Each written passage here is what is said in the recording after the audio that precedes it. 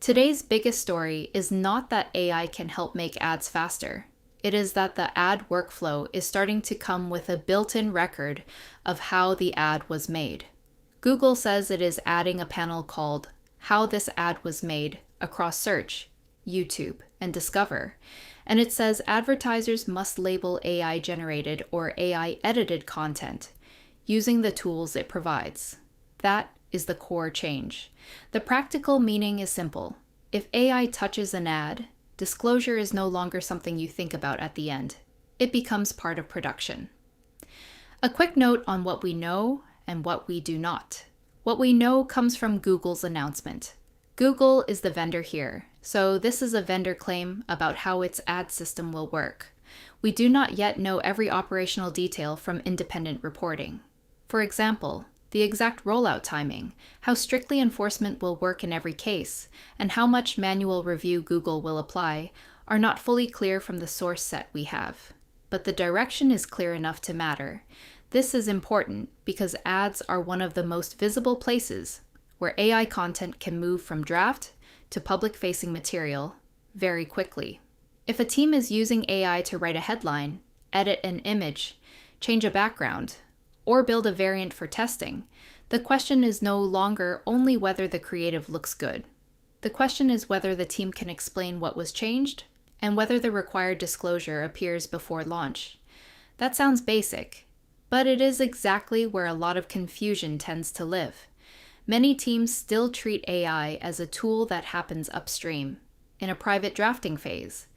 Google's change pushes AI into the publishing stack itself.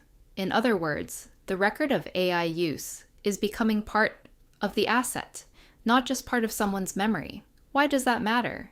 Because the hardest problems in AI work are often not generation problems. They are control problems. Who touched the asset? What source material was used? What changed in the edit? Who checked the final version? And where exactly is the disclosure visible? For small businesses, creators, and marketing teams, this matters even if you are not running a huge ad operation. If you buy ads, manage campaigns, or hand creative between a freelancer, an agency, and an internal reviewer, you already know how easy it is for details to get lost. A draft gets revised, a visual gets swapped, a product claim gets softened, and then the person posting the ad may not know whether the final version still reflects the original approval. Google's announcement suggests that AI disclosure is becoming part of the same workflow that already handles publishing. That is useful because it makes the review step more concrete. Instead of asking, "Did anyone remember to mention AI?" the better question becomes, where in our process do we confirm AI use, edit history, and disclosure before launch? Here is a practical example. Imagine a small online shop running a seasonal campaign.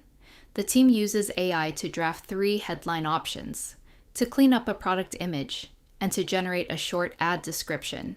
The creative looks good, but the team also needs to know what changed, whether the image is still accurate, and whether the platform requires a disclosure label.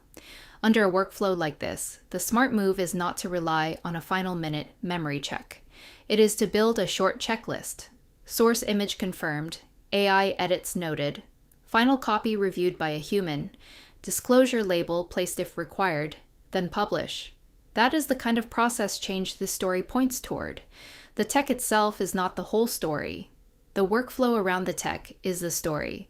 If you are wondering whether this applies beyond ads, the answer is yes, conceptually, even if the rules differ.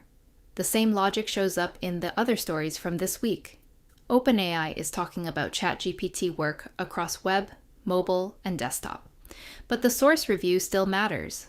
Canva is connecting creation and publishing in one place, which means brand checks need to happen earlier. Notion is becoming a shared surface for agents, which helps teams keep handoffs visible. And Anthropic's enterprise example still routes sensitive actions to a person for approval. Across all of those stories, the pattern is the same.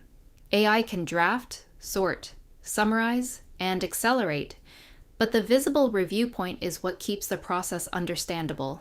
Google's move is especially important because advertising is a place where provenance matters.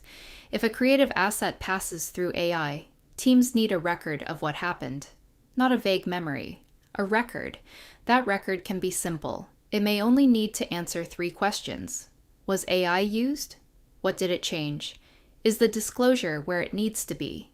That is the kind of structure that makes AI easier to audit. And auditability is not just for compliance teams. It is useful for everyone who has to defend a decision, fix a mistake, or answer a client question later. So what should you actually do with this information? If you manage ads, start with one recurring campaign process. Pick a weekly or monthly workflow you already repeat. Put the source material in one shared place. Let AI produce the first draft. Then add a required human review checkpoint before anything is scheduled or published. During that review, confirm the source, check the edits, and verify whether any disclosure is needed.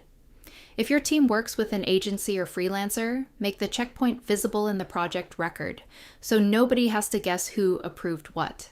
If you are a solo creator or a small business owner, the same idea still works. Keep the original asset, the AI-assisted draft, and the final version together. If something goes live, you should be able to trace how it got there without reconstructing the process from memory. The risk to watch here is not just mistaken disclosure. It is also overconfidence. A tool may make it easy to produce polished output quickly, but speed can hide weak review habits. If a campaign has product claims, image edits, or audience-facing statements, do not assume the AI output is ready just because it looks clean. Have a person check the final asset against the source and against the rules that apply to your channel. There is also an unknown worth. Keeping in mind, we know Google says the panel and labeling tools are coming. We do not yet know how much practical friction this adds for different advertisers, or how users will experience the disclosure in real campaigns. That is something to watch as the rollout becomes more visible. My ClearForge verdict is, use now, but test carefully. Use it now if you already work in ad production and want a better paper trail for AI-assisted creative. Test carefully because the value here comes from process discipline, not from the label alone. A disclosure panel is helpful, but only if your team also has a clear rule for who reviews the creative, who confirms the edits, and who gives the final sign-off. The bigger lesson from this story is that AI is moving into places where accountability already exists. That is good news for teams that want structure. It means the workflow can become easier to audit if you design it that way, but it also means the people using these tools need to treat review as part of the job, not as an optional extra. If you want one experiment for this week, keep it small. Choose one ad or one recurring promotional post. Put the source file in a shared doc or board. Have AI draft the copy or revise the creative. Then add one required review step before publishing. Confirm the source, check for AI edits, and decide whether disclosure is needed. If that process feels slower at first, that is normal. The goal is not to add friction everywhere. The goal is to make the important step visible. And that is the real story today. AI is getting more useful, but the winning teams will be the ones that can still show their work.